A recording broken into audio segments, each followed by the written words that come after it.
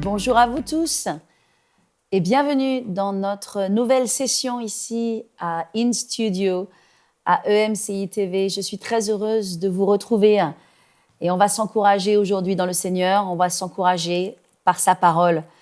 Il y a quelque chose de merveilleux à propos de la parole de Dieu, c'est qu'elle vient pour nous encourager.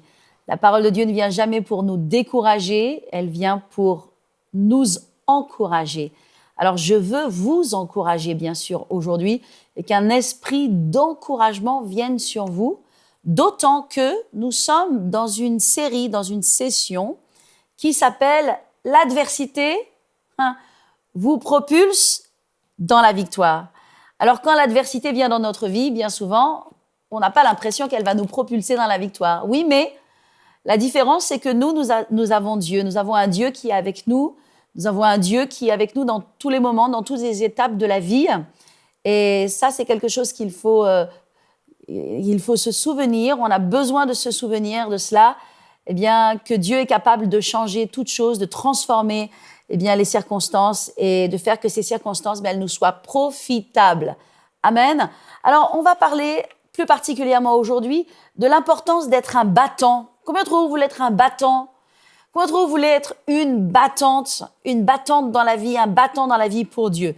On est appelé à être des battants et en fait, je crois qu'à l'intérieur de nous, il y a un battant.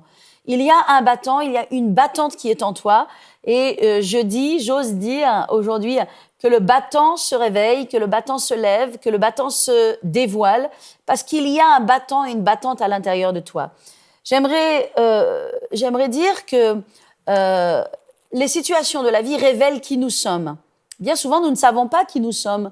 Nous pensons peut-être que nous sommes faibles, que nous sommes fragiles, que nous ne sommes pas capables de faire face à un certain nombre de choses, comme d'autres personnes font face. Mais la réalité, c'est que quand des situations adverses arrivent dans notre vie, eh bien, la véritable personne que vous êtes se révèle. Alors parfois, il y a des gens qui disent « Je suis un homme de foi, je suis une femme de foi ». Et puis la réalité, c'est que quand des moments difficiles se passent, eh bien, où est l'homme de foi, où est la femme de foi? Et puis il y a des personnes qui pensent qu'elles sont faibles, qu'elles sont fragiles. Et puis lorsqu'il y a de l'adversité qui arrive, eh bien, il y a une force incroyable qui sort de vous. Il y a une force incroyable qui se révèle. Alors, je crois qu'il y a un battant qui est à l'intérieur de nous. Moi-même, vous savez, dans les circonstances de ma vie, j'ai découvert des choses à propos de moi-même. Bien sûr, vous le savez, j'ai été l'épouse d'un homme extraordinaire, d'un homme merveilleux, d'un apôtre puissant, d'un pionnier dans cette nation de France qui a amené le message de la foi, le message de la guérison, le message de la bénédiction, de la grâce de Dieu. Cet homme de Dieu puissant que j'ai eu la joie de partager 18 ans de ma vie est reparti dans la présence de Dieu. Alors c'est un moment qu'il faut vivre. C'est un moment que beaucoup ont vécu, je ne suis pas la seule, beaucoup de personnes ont perdu un être cher. Alors perdu, on ne perd pas les êtres chers qui partent dans le Seigneur, on est séparés provisoirement, mais c'est un moment, c'est une épreuve, c'est une adversité de la vie. Et j'ai découvert que dans cette adversité, vous savez, on ne calcule pas dans ces moments, on ne peut pas prétendre, on ne peut pas mettre un masque, on ne peut pas mettre une image. On ne peut pas jouer la comédie, on est ce que l'on est au moment où ça se passe. Et j'ai découvert que lorsque mon mari finalement nous a quittés, qu'il est parti dans la présence de Dieu, eh bien j'ai découvert un caractère.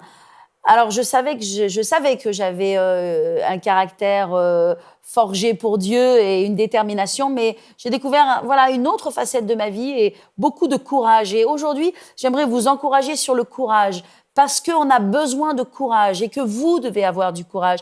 Parce que dans la vie que nous devons vivre, ici-bas, il faut du courage. Il faut du courage, parfois même pour se tenir debout. On a tous une vie différente. On part pas tous de la même façon dans la vie. Il y en a qui partent de façon plus difficile. Le départ est plus difficile. Leur vie, leur histoire, leur passé, leur famille, leur milieu, leur enfance, leur vécu, les abus éventuels qu'ils ont connus, fait que ils partent de façon différente que d'autres personnes. En tout cas, quelle qu'était votre histoire, eh bien, il faut du courage pour vivre cette vie, du courage pour se tenir debout, du courage pour élever sa famille, élever ses enfants dans le Seigneur, du courage pour servir Dieu. Amen. C'est une chose que je connais. Alléluia. Je développe mon courage pour servir Dieu et j'en ai, Dieu merci, et je veux que vous en ayez.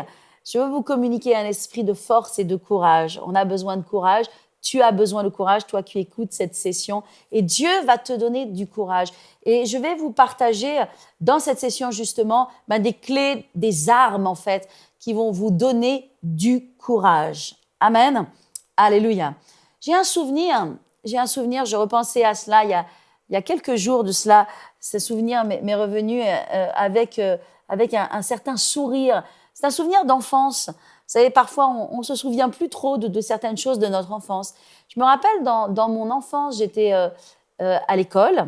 À l'école, je devais être en CE2 ou en CM1. Donc, on est encore dans des petites classes. Vous savez comment les enfants se chamaillent, comment voilà, il y a les cours d'école, la récréation.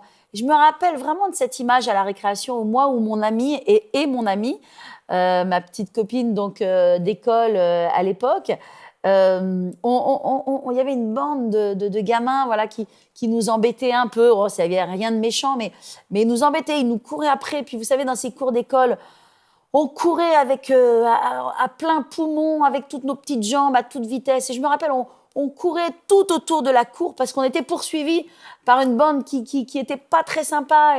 Et on courait toutes les deux. Et à un moment donné, ma petite copine, elle s'est arrêtée, elle s'est agenouillée comme ça, elle a baissé les bras, elle a chouiné, elle a dit oh, « j'en ai marre, moi je veux plus avancer ». Et elle geignait, elle se plaignait. Je me suis arrêtée, je m'en souviens bien de ce souvenir. Je me suis arrêtée, je l'ai regardée et je lui ai dit « non, on continue, on n'arrête pas, on avance. Allez, on court, on va pas les laisser comme ça ». Et c'est vraiment un trait de caractère. Je souriais quand je repensais à ce souvenir, parce que finalement, c'est un trait de caractère. C'est un trait de caractère qui est en moi, de ce que je ne veux pas que l'histoire, et quand on a une histoire qui vient sur nous et qui semble être négative, une histoire qui semble dire que Dieu n'est pas bon, que Dieu n'est pas fidèle, que l'on ne va pas réussir, que les choses ne vont pas se faire, il y a quelque chose, il y a ce relent à l'intérieur de moi qui dit non, on continue à se battre, on continue à croire. Et ça, c'est une mentalité, c'est un caractère qu'il nous faut avoir, qu'il nous faut développer. En tout cas, il nous faut avoir du courage. Dieu a appelé Josué à une grande œuvre, à une œuvre que Moïse n'a pas pu accomplir. Et Dieu a suscité son serviteur et lui a dit « Josué, voilà, c'est toi qui vas faire entrer le peuple dans la terre promise ». Je pense que Josué était particulièrement intimidé. D'abord, Moïse, le grand serviteur de Dieu, avait quitté, n'était plus là. Maintenant, il fallait prendre la suite. Il y avait tout ce peuple qui n'avait pas été facile. Il était très intimidé. Nous savons ce que Dieu a dit à Josué. À 5 reprises dans le livre de Josué, nous voyons que Dieu a encouragé Josué et qu'il lui a dit « Josué, fortifie-toi et prends bon courage. N'aie pas peur. » C'est vraiment une parole pour vous et moi aujourd'hui. N'aie pas peur. Mais, par contre, fortifie-toi. Donc Dieu nous donne cet ordre de nous fortifier. Et il te dit aujourd'hui, fortifie-toi et prends bon courage. Et nous voyons que dans le psaume 68, verset 29, il est écrit « Ton Dieu ordonne que tu sois fort. » Méditez donc sur cette parole. Ton Dieu ordonne que tu sois fort. Affermis, ô Dieu, ce que tu as fait pour nous. Voyez-vous, Dieu va affermir. Il va affermir pour nous ce qu'il a fait pour nous parce que nous allons être forts et que Dieu nous ordonne d'être forts. Dieu t'ordonne d'être fort. Dieu ne t'appelle pas à t'écrouler, à pleurer, à geindre, mais Dieu t'appelle à te lever et à avoir du courage. Alléluia. Dieu veut que tu aies du courage et Dieu veut que nous ayons du courage. Amen. De la même façon que pour moi, lorsque mon mari est parti, j'ai dû puiser dans mon courage. J'ai dû aller chercher en moi du courage. Et donc, Dieu veut que toi aussi, tu ailles puiser à l'intérieur de toi ce courage. Alléluia. Et je suis là pour t'encourager. Amen. Que ce n'est pas la fin, tant que Dieu n'a pas dit que c'est la fin, et que Dieu a toujours le dernier mot quand on garde foi, espoir, courage dans notre Dieu. C'est Dieu qui aura le dernier mot. Mais par contre, Dieu nous appelle à porter ses armes. C'est-à-dire qu'il y a un revêtement spirituel que nous avons besoin de porter dans notre vie de tous les jours. Et vous savez de quoi je parle. Je veux vous donner quelques instructions, quelques mots vraiment importants. Et je crois vraiment que vous allez être exhortés par cette parole qui se trouve évidemment dans Éphésiens 6. Dans Éphésiens 6, c'est là où Dieu nous dit que nous devons rester fermes. Il est écrit au verset 10, « Fortifiez-vous », il commence comme cela, « Fortifiez-vous dans le Seigneur et par sa force toute puissante ». Donc c'est toujours le même message en fait. Dieu te dit « Fortifie-toi ». Vous remarquez que Dieu te dit de te fortifier. Il ne dit pas qu'il va te fortifier, mais il te demande de te fortifier dans le Seigneur, dans sa force. Il est la force toute puissante et il faut aller puiser dans sa force ta force. Donc fortifie-toi dans le Seigneur et par sa force toute puissante. Et puis il nous dit, verset 11, « Revêtez-vous de toutes les armes de Dieu afin de pouvoir tenir ferme contre les ruses du diable. » Ça veut dire que pour que je puisse tenir ferme, j'ai besoin d'avoir ce revêtement. Il faut que je porte les armes de Dieu. Je ne peux pas seulement et simplement rester avec mon courage. Mon courage ne va pas être suffisant. Je vais avoir besoin de revêtir les armes de Dieu. N'oubliez pas que nous sommes bien sûr dans cette série qui dit « L'adversité va te propulser dans la victoire ». Je dis et j'aimerais dire à vous tous qui nous écoutez et qui nous regardez que l'adversité, bien sûr, c'est quelque chose d'intimidant. Personne n'a envie de faire face à de l'adversité. Nous aimons les saisons de paix, nous aimons les saisons de calme, nous aimons lorsque tout va bien et que tout tombe bien à sa place. Mais ces saisons-là ne sont pas des saisons de croissance. Ce sont des saisons d'accalmie, ce sont des saisons dans lesquelles voilà, les choses s'établissent, très bien. Mais pour passer à l'étape suivante, bien souvent, pas toujours, on ne peut pas en faire une doctrine, mais bien souvent, et c'est pour ça que ça nous encourage, c'est l'adversité, qui va nous faire monter dans cette nouvelle dimension. N'oubliez pas l'histoire de Joseph. Joseph a fait face à énormément d'adversités. Joseph, il a eu cette vision, il a eu ses rêves, il les a communiqués, ses frères sont devenus jaloux, se sont opposés à lui. Qu'est-ce qu'ils ont fait? Ils s'en sont débarrassés. Et Joseph, il a dû se débrouiller. Il a fait face à de l'adversité, il a été vendu. Puis il a été vendu comme esclave dans la maison de Potiphar. Puis il a été trahi et voici qu'il se retrouve dans une prison. Et tout autour tout le long de sa vie, en fait, on voit beaucoup d'adversité, mais on voit qu'à un moment donné, les choses changent. Et là, le plan de Dieu se révèle. On est dans la même histoire que notre dernière session, lorsque je parlais d'Esther. C'est la même chose. On voit, c'est le même processus, encore à nouveau, maintenant, dans la vie de Joseph. Toute cette adversité, toutes ces choses qu'on ne comprend pas. Combien d'années, je pense qu'il y a 13 ou 14 ans pendant lesquels Joseph ne va pas comprendre l'histoire de sa vie, ne va pas comprendre ses rêves que Dieu lui donne. C'est pourquoi, mes amis, quand on est impatient, c'est difficile, ça fait souffrir l'impatience. Parce que, en fait, la Bible nous dit qu'on a besoin d'être patient, que la patience produit un fruit. Donc, j'ai besoin d'être patient. Et qu'est-ce qui se passe? Joseph va sauver, il va être le sauveur de tout un peuple, de toute une nation, pas seulement de la nation d'Égypte, mais encore de son propre peuple et de cette famille naissante, cette famille de 70 personnes sur lesquelles Dieu a ses yeux. Tout le plan de Dieu repose dans cette famille, ces descendants d'Abraham, cette famille de Joseph, là, qui va être sauvée de cette famine, et ses frères qui vont venir vers Joseph, et Joseph va dire cette phrase magnifique, « Vous avez médité de me faire du mal. Vous aviez médité de me faire du mal, mais l'Éternel l'a tourné pour mon bien. Amen. On voit à nouveau, et c'est ce dont on parle aujourd'hui, que l'adversité propulse dans la victoire. L'adversité va nous propulser dans la destinée. Vous savez, moi, j'ai connu et je connais de nombreux ministères. Je connais certains ministères, voilà, et notamment des femmes qui ont subi des choses terribles. Je ne dis pas que c'est Dieu qui a permis ces choses. Dieu n'a pas permis ces choses.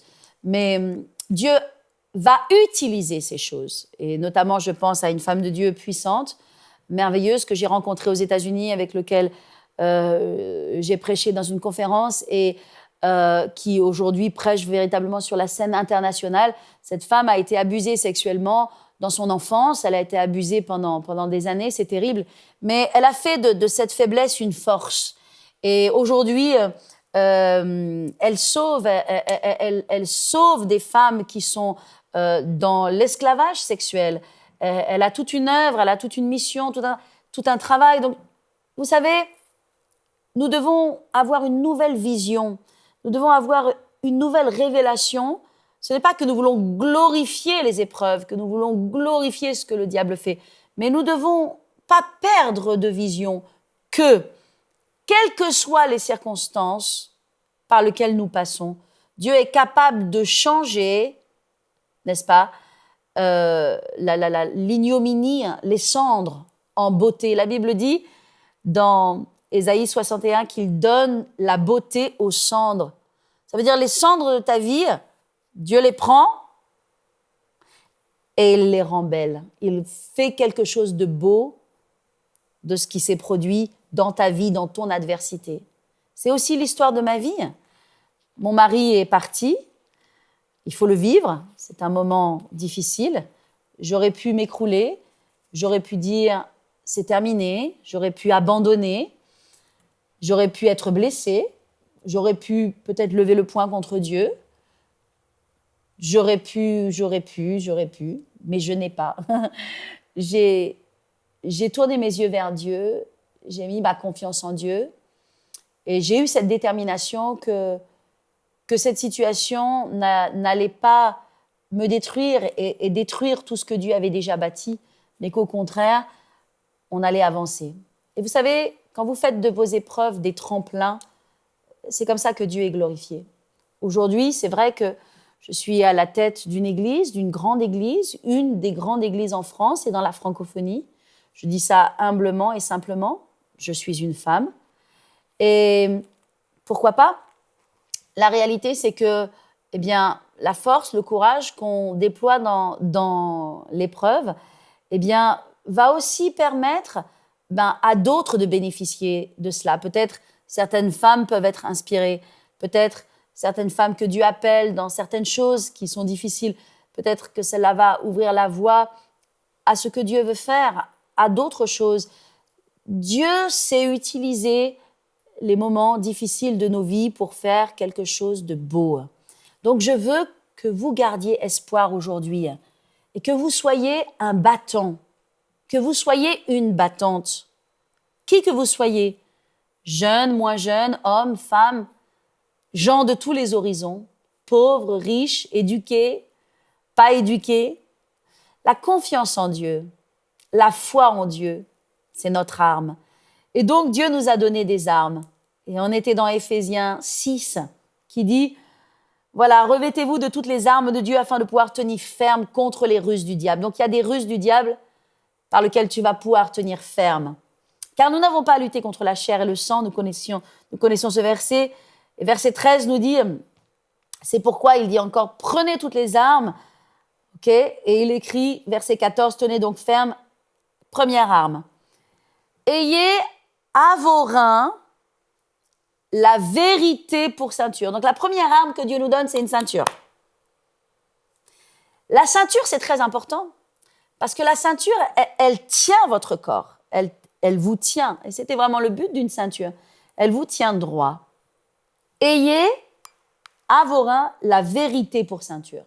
Je vais vous dire, ce qui va vous permettre de tenir droit et de rester droit, c'est bien sûr la vérité de la parole de Dieu. On ne peut pas tenir droit lorsque l'on est assailli par des mensonges, lorsque l'on croit aux mensonges de l'ennemi, lorsque l'on est environné des mensonges de l'ennemi. Il nous faut connaître la vérité. La Bible dit, vous connaîtrez la vérité et la vérité vous rendra libre. Donc, la première arme de ta cuirasse, la première arme de ta force et de ta défense, eh bien, c'est de tenir ferme par cette ceinture qui est la vérité. La vérité, c'est puissant et le mensonge, c'est terrible. Le diable distille ses mensonges. Le diable te ment. Le diable te dit tu ne peux pas. Le diable te dit tu n'es pas capable. Le diable te dit tu ne vas pas y arriver. Le diable dit toute espèce de mensonge à propos de Dieu, à propos de l'amour de Dieu et de la bonté de Dieu. Le diable ment continuellement et nous sommes assaillis de pensées. Mais il faut que tu revêtes la vérité pour ceinture. C'est la vérité qui va te rendre fort. La vérité, c'est que Dieu t'aime. La vérité, c'est que Dieu t'a pardonné déjà. La vérité, c'est que tu es accepté en Dieu. La vérité, c'est qu'il y a de l'espoir dans ta situation qui est peut-être désespérée. La vérité, c'est que tu as un avenir. Alléluia.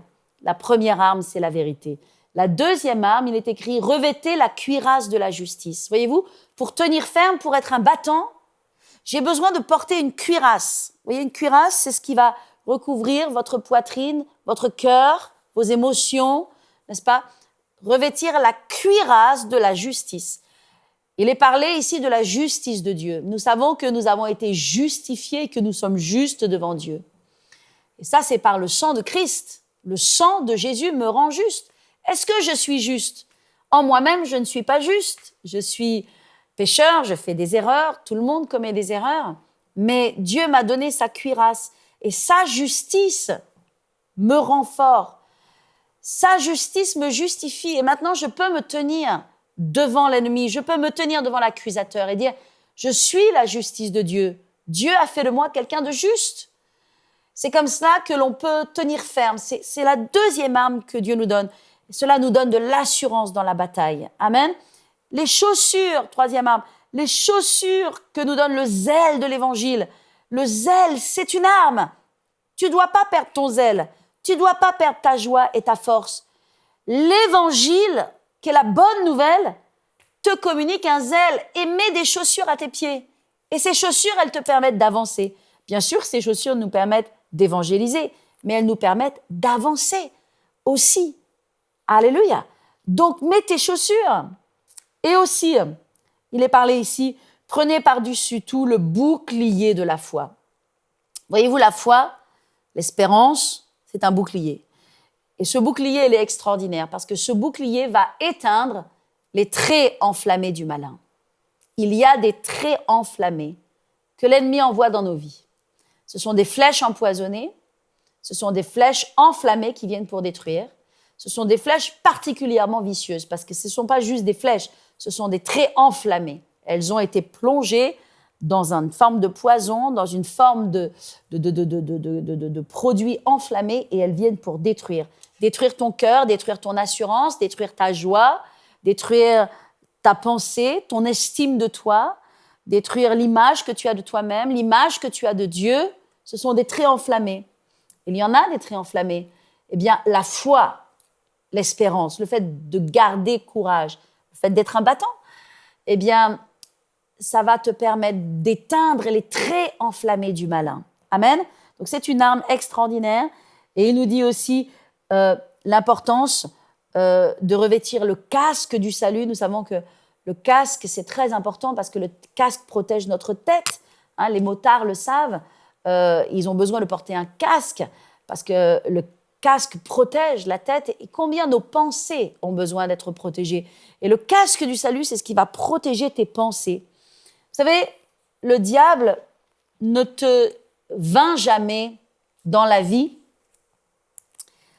par les choses naturelles. Le diable, s'il doit te vaincre, il va te vaincre par tes pensées. C'est-à-dire qu'au moment où tu acceptes et tu permets à une pensée vraiment d'échec, de défaite, de te dominer, quand tu es dominé par une pensée dans laquelle tu es vaincu, que tu acceptes la défaite, c'est là que tu es vaincu. Et après, tu vas expérimenter la défaite. Mais tant que tu n'es pas vaincu dans tes pensées, tu n'es pas vaincu dans tes circonstances. Dieu peut encore changer tes circonstances. Le casque du salut, c'est ce qui va te permettre de garder ta victoire et ta foi, tes pensées en Jésus-Christ. Nous sommes tellement attaqués, assaillis dans nos pensées. Le matin, nous nous levons avec des pensées mauvaises. Nous nous levons avec des pensées négatives à propos de nous-mêmes. Nous pensons que nous ne sommes pas assez bien, que nous ne sommes pas assez beaux, que nous ne faisons pas assez bien. Nous avons toute espèce de pensées d'accusation qui viennent et qui nous assaillissent. Et ces pensées viennent, en fait, pas pour nous rendre plus forts, elles viennent pour nous affaiblir, parce que ce sont des pensées démoniaques, ce sont des pensées qui viennent contre nous. Et nous devons les reconnaître pour les trier dès le matin. C'est pour ça que dès le matin, on a besoin de prier. C'est le moment le plus important de la journée pour pouvoir nous mettre devant Dieu, pour évacuer ces pensées, pour prendre l'esprit de foi, pour mettre le casque du salut sur nos pensées. Vous savez, il y a quelque temps de cela, j'ai prêché un message que je considère être un message très puissant. Dans mon église, je n'avais jamais prêché sur le parler en langue, bien que, bien sûr, je crois bien sûr dans la prière en langue. J'ai enseigné 2 sessions sur l'importance de la prière en langue. Et depuis, vraiment, je suis conduite par le Saint-Esprit à prier. Je me lève parfois à 4 heures du matin, 5 heures du matin. Je prie 1 heure en langue dans mon salon, je vais me recoucher. Et après, quelques heures après, 1 heure ou 2 après, je me lève et j'entre dans ma journée. Et la prière en langue dégage les choses. Et donc, je suis forte dans mes pensées. Mais quand tu es fort dans tes pensées, tu peux être après fort dans ta journée parce que tu as déjà vaincu le diable dans tes pensées et tu vas le vaincre après dans tes circonstances. Donc, le casque du salut, c'est essentiel. Nous devons porter le casque du salut. Amen. Et puis, c'est aussi l'assurance de notre salut, l'assurance d'avoir la paix avec Dieu. Ce sont des armes redoutables, ce sont des armes puissantes, ce sont des armes qui détruisent l'ennemi. Ce sont des armes qui combattent le camp des ténèbres et qui nous donnent la victoire. Alléluia. Donc, prenez ces armes, il est écrit, prenez le casque du salut et l'épée de l'esprit qui est la parole de Dieu. La parole de Dieu est une épée, c'est une épée tranchante, nous le savons. Puis il est écrit ici, ce que je viens de dire, faites en tout temps par l'esprit toutes sortes de prières et de supplications. Donc Dieu nous appelle à cette vie de prière en langue très importante. Il faut vraiment que les chrétiens pensent et sachent que la prière en langue, c'est pas simplement je prie quelques minutes un peu comme cela, juste en me coiffant et en m'habillant, ou je prie un petit peu en langue dans l'église, ça fait spirituel. Non, la prière en langue, c'est une puissance extraordinaire. Donc je vous dis, Dieu vous appelle à être un battant. Et l'adversité qui vient dans notre vie, elle nous propulse dans la victoire. Et je déclare sur vous un esprit de victoire et vraiment une nouvelle dimension dans votre vie. Je déclare que Dieu vous bénit et que vous allez aller de l'avant dans le nom de Jésus. Amen. Et retrouvons-nous bientôt dans notre prochaine session.